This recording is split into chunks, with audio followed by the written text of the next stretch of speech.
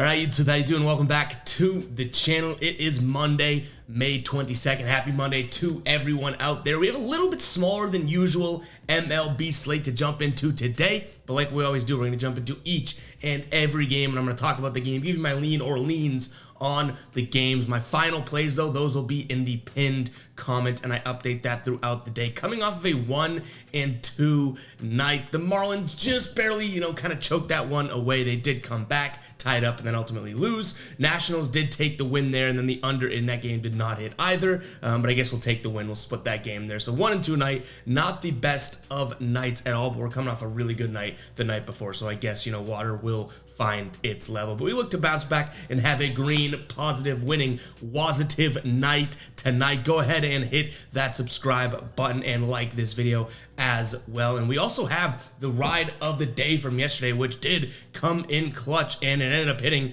We had Politician for the People, had Miami game, the first 5 innings plus 0.5 plus a half of a run there. That comes in. They did tie it up in the top of the 5th, if I'm not mistaken, so cashing that one there. Shout out to you. If you guys do want to be the ride of the day, all you got to use is hashtag ride of the day in the comments, and I'll be jumping aboard with one person's pick. Win or loss, you get a shout out in the next video, and I do my best to comment saying, hey, I'm riding with you, so that other people can see it, and maybe we can get sort of the community jumping on board with the ride of the day. So if you're looking at who I'm riding with, go ahead and just check the comments of this video, and while you're down there, comment something yourself. Use that hashtag ride of the day as well, and we can all win or lose, but hopefully win together, guys. So let's go ahead and jump into this first game. We're looking at the Chicago White Sox taking on the Cleveland Indians here. White Sox coming off of a series sweep against Kansas City, and Cleveland coming off a series sweep as well, but they got swept. Lost the doubleheader yesterday and lost game 1 to the Mets as well, so they went 0-3 in that series, which, is kind of shocking to me, to be completely honest, but nonetheless, we called it right yesterday. I wish we made it a final play. In both of those games, we said Cleveland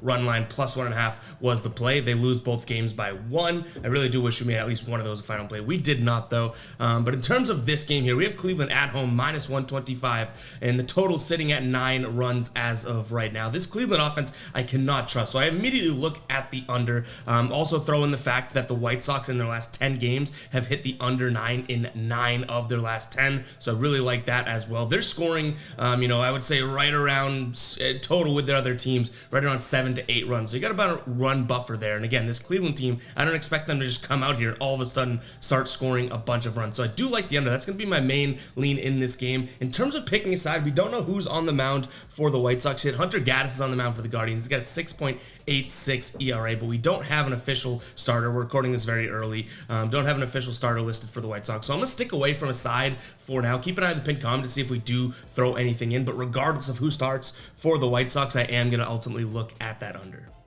All right, Pirates taking on Texas here. Pittsburgh coming off of losing 2 of 3 against the Diamondbacks. And you guys know I'm not the biggest of Pittsburgh believers, but they did have that big win in game 1, so I give credit where it's due there. That being said, I think that they kind of returned to form in games 2 and 3. Texas coming off of pretty much a dominating series against the Rockies. Now, dominating the Rockies, big whoop. I totally understand that. But nonetheless, 7 runs, 11 runs, and 13 runs scored for them. I told you guys that they can pretty much cover an over by themselves, and we're still sitting at an over at 9 runs right now, so I don't hate the over there, but I'm also going to look at Texas big time in this one. I really do like this play here. They're minus 135 over on DraftKings right now for your best value. On the mound for them is going to be Dane Dunning, 4-0 with a 1.69 ERA. Luis Ortiz on the mound for the Pirates. He is 0-2 with a 5.62 ERA. Dunning's last few starts here, if we pull those up, he's won 2 straight here. He's pitched 6 innings and 6 innings, allowed 2 runs and 1 run with a 1.17 whip and a 1 whip. Even before that, he got a no decision, right? Pitched 5 innings of scoreless baseball. That bullpen ended up blowing out, so they did ultimately lose that game, but he got a no decision. He had a 0.6 whip in that one as well. Now, he is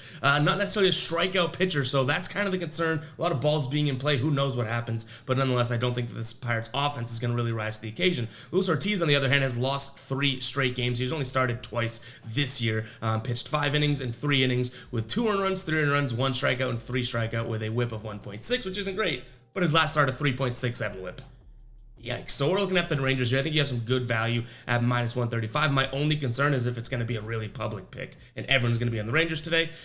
And it gets a little questionable there, I guess, because, like I always tell you guys, the public can be right, but when you see the public all over one side, it's like Vegas knows what they're doing with these odds. And if the public's all over Texas and the odds and the line, I guess the odds don't really move accordingly, then they're kind of like baiting people into taking it. So we shall see, guys. Keep an eye on the pin comment to see if that becomes a final play. But again, I like the Rangers and the over in this one.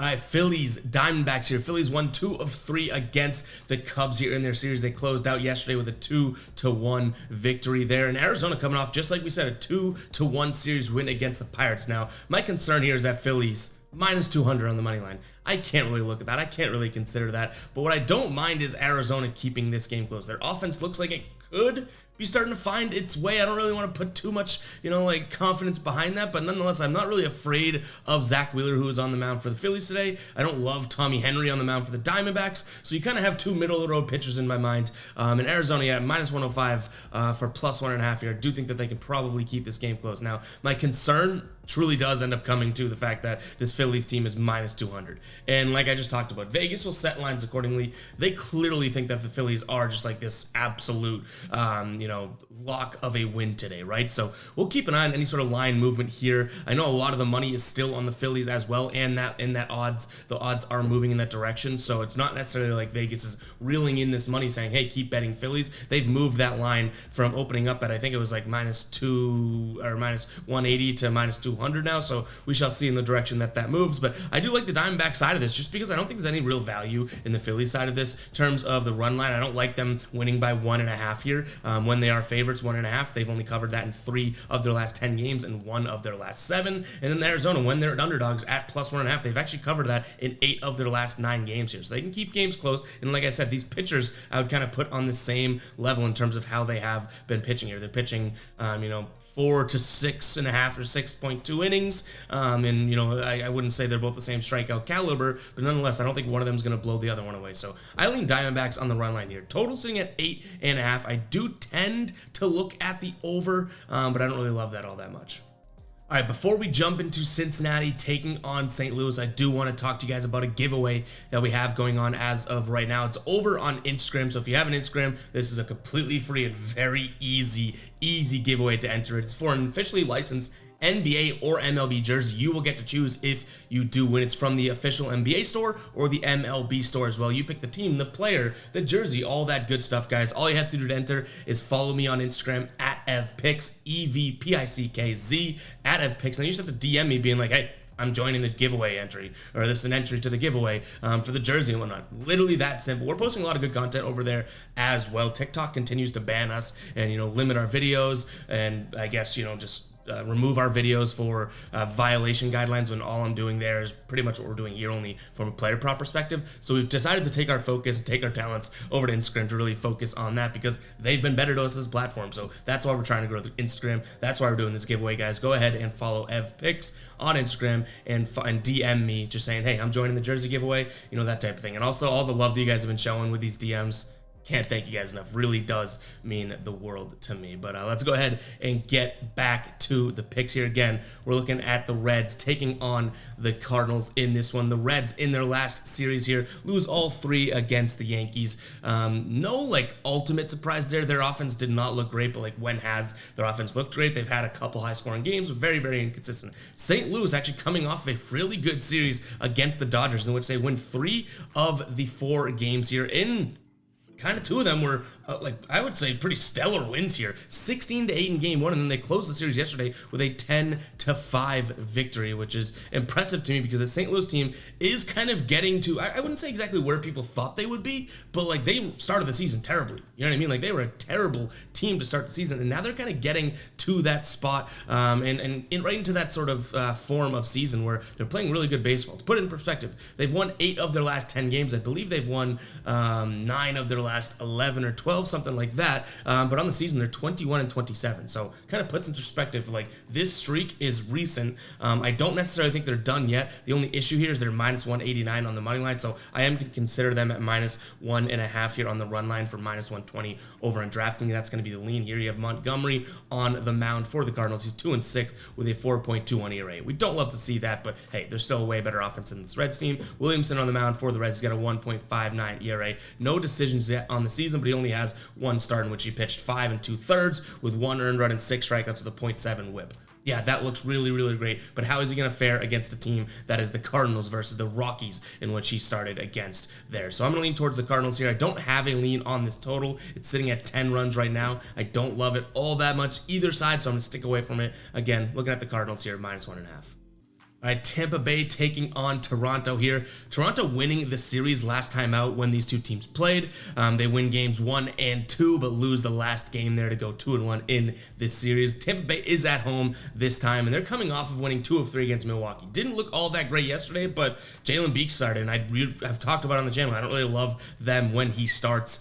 For Toronto, they're coming off of getting swept by Baltimore. They've lost 2 series in a row now. They went 1 and 3 against the Yankees in a 4-game series, and then followed up with a Baltimore series there, going 0 and 3. So Tampa Bay on the mound has Trevor Kelly. He's 0 and 1 with a 7.5 ERA. And then Chris Bassett on the mound for the Blue Jays, 5 and 2 with a 3.05 ERA. Yet still the Tampa Bay Rays, they are at home, which you do like to see, are favored in this game. They're at -120 right now. On the season at home, they're 21 and 4. And this away team here, or the Toronto when they're on the road, 12 and 13. So I do like the Rays here playing well at home. Yes, they started to slide. We can obviously say that. In their last 10 games here, they're 5 and 5. A 500 ball club, but they're still 2 and 1 at home within their last 10. So I like to see that.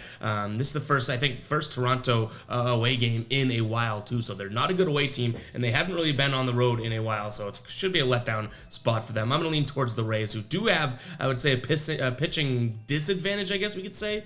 But I don't think it's all that much of a pitching disadvantage. I wouldn't read too much into it. I think that this Rays offense can make any pitcher look and even though Bassett I do think is a good pitcher, I think the Rays will get to him today again on the road here, or as the Toronto Blue Jays are on the road. Looking at a total of 8.5 runs, I am going to like the over there as well.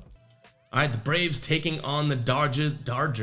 The Braves taking on the Dodgers. Charlie Morton, 5 and 3 with a 2.85 ERA. He's on the mound for the Braves. Gavin Stone on the mound for the Dodgers in this one. LA, we just talked about it. They lost 3 of the 4 games against the Cardinals, and the Braves coming off a series win. They win 2 of 3 against Seattle here. I do think that this is a good spot for the Braves, but if it wasn't for the pitching, I'd be all over the Dodgers, and I still might pull the trigger on that. So I know that this is, on paper, looks like something that you should be hammering the Braves. They're at home, good pitcher, not a very good pitcher trotting out for the Dodgers here either. Last game out, 4 earned runs through 4 innings, his only start of the year, with 1 strikeout and a 2.5 whip. That is alarming as all hell. But if you're going to tell me the Dodgers are +135 in a brand new series, I think I have to take the bait here. They're not the worst, away team either. 12 and 12, they're a 500 away team. Atlanta isn't the best home team either. Like, get this, Atlanta at home is 12 and 10 on the season. Okay, positive, right? But they have a really good record at 29 and 17.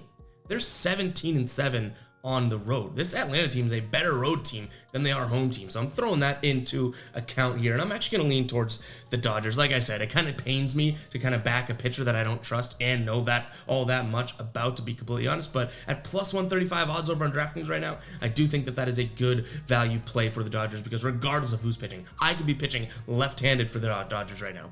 I'm a righty, by the way, and they could still put up 8 runs if their offense clicks, you know what I mean? And they're kind of due the 2 straight games here, or 3 straight actually, 5 runs, 5 runs, 5 runs, right, against St. Louis. They were like right on the brink of opening that up into 6, 7, 8 runs, and hopefully that happens today. So I'm going to lean in that direction, and with that being said, I'm also going to look at the over, which is even odds on DraftKings as of right now, because if this LA team goes and scores 6, 7 runs, I know the Braves can score their 3 runs to kind of cover this, which they've done in 2 straight games. So I'm going to lean in both of those directions, and I like this spot today. We'll see if it becomes a final play. Keep an eye on the pinned comment. All right, Kansas City taking on Detroit, and I do want to take this opportunity to talk to you guys about Outlier, because this is what's making me lean towards Kansas City in this one, and it's really only that. So Outlier, guys, if you have not heard, I've been talking about it in literally like 90% of videos, because I do want to show you guys the value that this has. Outlier is an amazing sports betting research tool, and I keep telling you guys, start betting on sports smarter today, okay? Green means good, red means bad. It's super easy to consume, yet all the analytics and all the data and information pumped into this tool is absolutely crazy. They take all this insight and make it super easily, digestible suggested, which is amazing, guys. You can find the link for this in the description or the pinned comment. It's going to be a 7-day free trial. I'm not going to, lie or anything. It's $19.99 per month after that, but I think it's well worth the $20. If this helps you hit a couple plays, it might be paying for itself. Who knows? So, guys, I want to jump in and actually show you Outlier because this is a really good spot for it here. It's kind of showing you what it is. So, Outlier, they kind of changed their interface recently, but you can see that they have the games tab. They also have, trends. You can look at trending players, which we'll get into in just a second. You can look into their props as well, which is going to show you, again, green is good, red is bad. You can see how a player is trending and easily place a bet right from here. But in this games tab, right, this is what's helping me out with the Tigers and Royals game. So this is the game. You can easily go into match details, look at their lineups, look at how they've been trending, look at the alternate lines, all that good stuff, right? Team props, player props, game props. That's not what we're looking at here. What I found and what I like to see, because these are two middle-of-the-roads, middling teams, right? What I do like is the fact that you go here, public betting. You can see where the public is, and you can see where the money is. And there's a big difference. Public is just, the Joe Schmoes out here on average, right? The money is where those heavy hitters are coming in because every bet counts as the same for the public. If someone places $100 and someone places $2, they're going to be 50-50 if they're on different sides. But the money would be completely different because if there's only 2 bets in the game, one person plays 100 and one person plays, the $2, then that money percentage is going to be hugely weighted towards the guy that placed the $100 bet. And I guess the assumption would be, and what we've learned over time, right, would be that, hey, the people that are betting more usually might have more insight, or those sharps, right? So it's not always 100%, but look at this. 74% of the public is on the money line of the Tigers at plus 100 there, right? But 94% of the money is on Kansas City at minus 115. So we're going to lean towards Kansas City minus 115. And I want to show you how easy it is to even do. I can click that, right? It goes right down here. You can't see because of my camera, but if we actually go back here, you'll see on my picks, you can see where this is. So best odds right now would be on DraftKings at minus 115 or on Caesar. So I'm going to click DraftKings, and it's going to take me right to this. Don't even have to go find this pick. It's going to throw this game into my bet slip, and I could bet whatever I want on it. $1 million to cash that, okay? So guys, definitely go check out Outlier. It's as simple as that, but yeah, long way about it, but I'm going to lean towards the Royals in this one solely because of that difference between the money and the public betting there. Again, not always 100%, but that is a huge difference and definitely something that I'm trying to look for more often than not in a sense. So I definitely do like leaning that way. And I should mention, in terms of a total, nothing's really jumping out to me. 8.5 runs, I think that's very, very, very fair line. I have no lean really on the total, so apologies there. All right, Twins taking on the Giants. Bailey Ober on the mound for the Twins, 3-0 with a 1.78 ERA. Brabla on the mound, Brabia on the mound, I don't know how to say his name, on the mound for the Giants. He's 2-0 with a 4.26 ERA. The Giants coming off of taking a series win against Miami. They win 4-3, then lose 1-0, then win 7-5 there. Minnesota coming off of losing the series against the Angels, and I think that they might be a little bit down in the dumps, and I'm not willing to pay $145 for them today. So I know Bailey Ober's a good pitcher. I understand that. This is kind of a long shot play, but I'm actually going to lean towards the Giants on the money line plus 130 here. I think that they may be garnering a little bit of steam here. Now, it all comes down to competition. I can understand that, but they did play, Philadelphia, who I'm going to give some weight to. Then they played Miami, and they've won 5 of their last 6 games here. So maybe this, San Francisco team is kind of finding something. They're playing a little bit better, whereas this Minnesota team has been a little bit too inconsistent for me to pay minus 145 juice on. So yeah, for that reason, I'm out, and I'm going to lean towards San Francisco on the money line. Looking at a total here of 9 runs now. I think if Bailey Ober does his job, this game stays close, but that kind of hurts our Giants pick. I don't think Brebla's going to do all that much. He's just kind of like a starter, right? One of those guys. So kind of confused on the total here. I'm going to lean towards the under, but I think that if this goes over, I actually think that means that the Giants have a better shot of winning because it means that they got to Bailey Ober.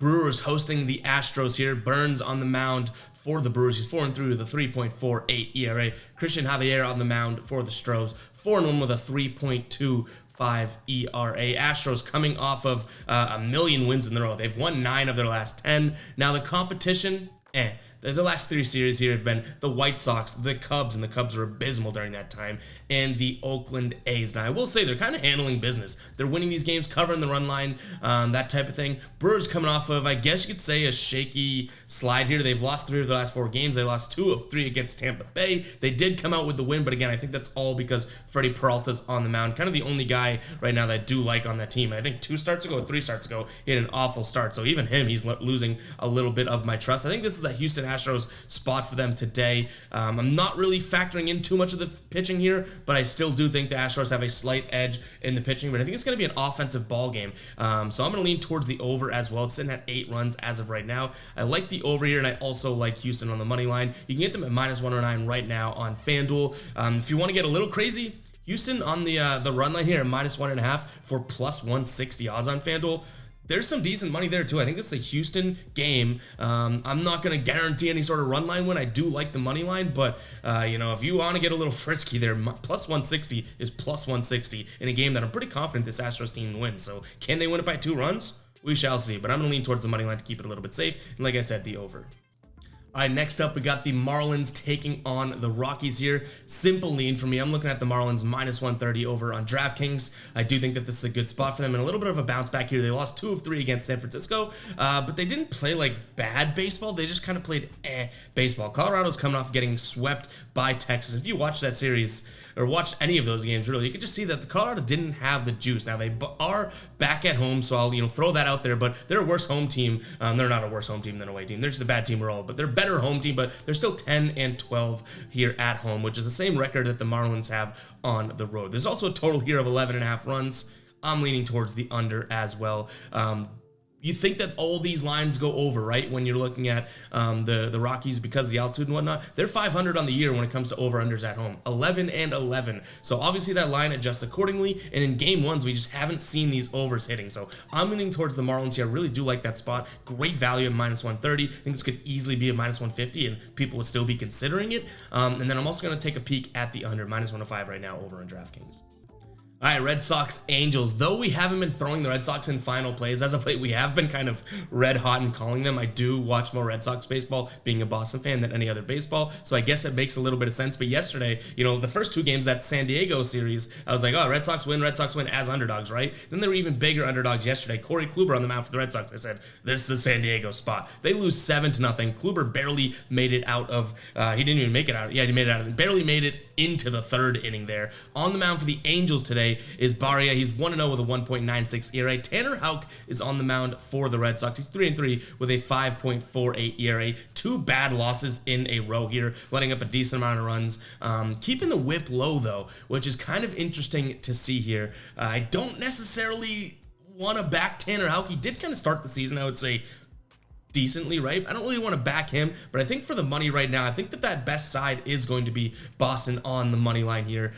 Do I pull the trigger on it? Again, we're judging these plays, right? But it's still a Red Sox team that, I hate to say it, but are just wildly inconsistent this season. They're kind of turning the corner, I guess.